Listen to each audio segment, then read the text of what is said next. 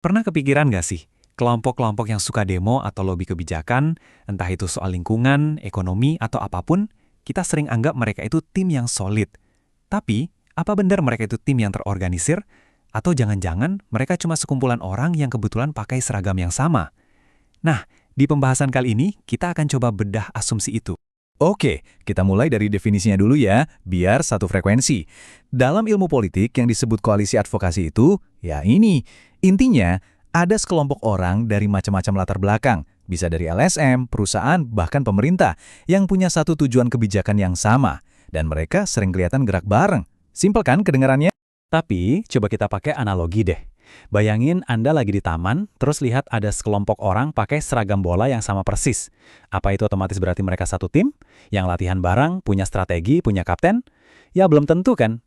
Bisa aja mereka cuma fans yang kebetulan beli seragam di toko yang sama. Nah, ini dia pertanyaan inti yang bakal kita dalami. Disinilah letak masalahnya. Ternyata ada satu pertanyaan besar yang sering banget kelewat.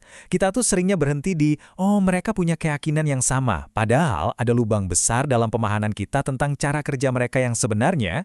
Para peneliti itu jago banget buat memetakan siapa aja yang ada di kubu yang sama, berdasarkan apa yang mereka yakini. Gampang buat lihat mana yang pro lingkungan, mana yang pro bisnis. Tapi yang sering terlewat adalah pertanyaan, mereka ini beneran main bareng nggak? Apa mereka bikin rencana bareng, patungan sumber daya, dan bergerak sebagai satu kesatuan? Ini soal organisasi, bukan cuma soal keyakinan.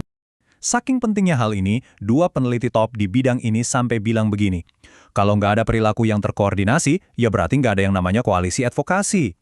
Pesan mereka tuh jelas banget, keyakinan doang nggak cukup. Tanpa adanya aksi bareng yang terencana, konsep koalisi itu sendiri jadi nggak ada artinya.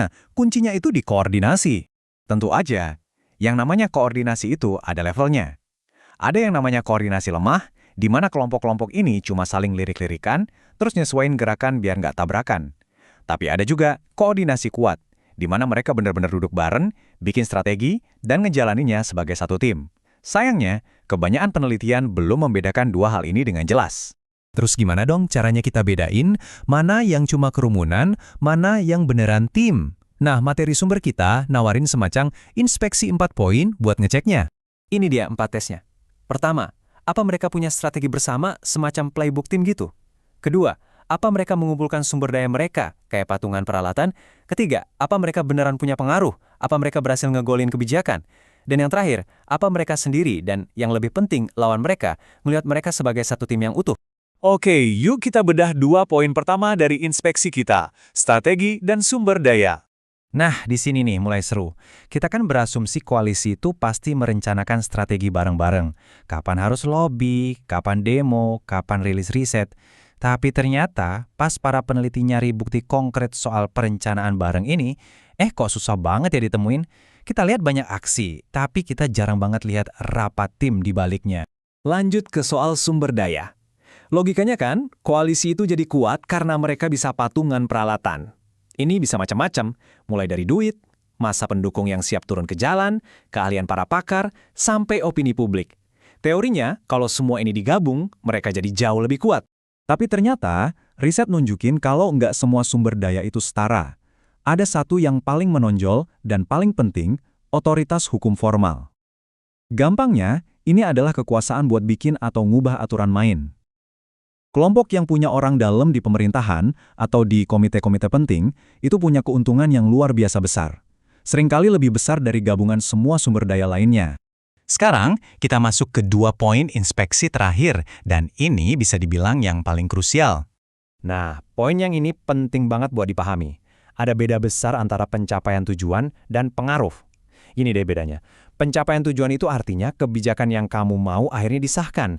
Tapi itu bisa jadi cuma kebetulan. Mungkin aja kebijakan itu bakal tetap disahkan meskipun kamu nggak ngapa-ngapain. Kalau pengaruh, itu artinya tindakan kamulah yang jadi penyebab langsung kebijakan itu disahkan. Ini bedanya antara korelasi dan sebab akibat. Terus, kenapa sih beda tipis yang kedengarannya akademis ini penting banget? Karena ini nyangkut soal inti dari kekuasaan itu sendiri. Kalau sebuah tim sepak bola ngaku menang cuma karena mereka kebetulan ada di lapangan, pasti melawan bikin gol bunuh diri, kan aneh. Sama juga di sini. Kalau nggak ada bukti pengaruh langsung, kita nggak bisa bilang sebuah koalisi itu beneran efektif. Kita cuma bisa bilang mereka lagi beruntung aja ada di pihak yang menang. Dan poin inspeksi terakhir, kesadaran. Apakah orang-orang di dalam koalisi itu ngerasa mereka satu unit? Dan justru yang lebih penting lagi, apakah lawan mereka ngelihat dan nganggap mereka sebagai satu tim yang terkoordinasi? Kalau lawanmu aja nggak nganggap kamu sebagai ancaman yang bersatu, tapi cuma sekumpulan individu yang jalan sendiri-sendiri, ya eksistensi kamu sebagai kekuatan politik patut dipertanyakan. Jadi, setelah kita inspeksi pakai 4 poin tadi terhadap riset-riset yang udah ada, apa nih vonisnya? Hasilnya, jujur, cukup mengejutkan. Untuk kebanyakan kelompok yang kita sebut koalisi advokasi ini, bukti nyata bahwa mereka benar-benar punya strategi bareng, patungan sumber daya, punya pengaruh langsung, dan diakui sebagai satu tim, ternyata tipis banget. Asumsi kita selama ini ternyata belum banyak buktinya. Tapi, ini bukan berarti konsep ini jadi nggak berguna ya. Justru sebaliknya, ini jadi semacam panggilan buat riset yang lebih baik lagi. Kita perlu mulai nanya pertanyaan yang lebih tajam. Sejauh mana sih strategi itu beneran dibikin bareng? Sejauh mana sumber daya itu bener-bener dikumpulin bareng? Dan gimana cara kita ngebuktiin pengaruh mereka secara sistematis? Jadi, poin utamanya tuh ini. Kita harus berhenti pakai istilah koalisi advokasi cuma sebagai label gampangan buat nyederhanain dunia politik. Kita harus memperlakukannya sebagai sebuah klaim yang perlu diuji.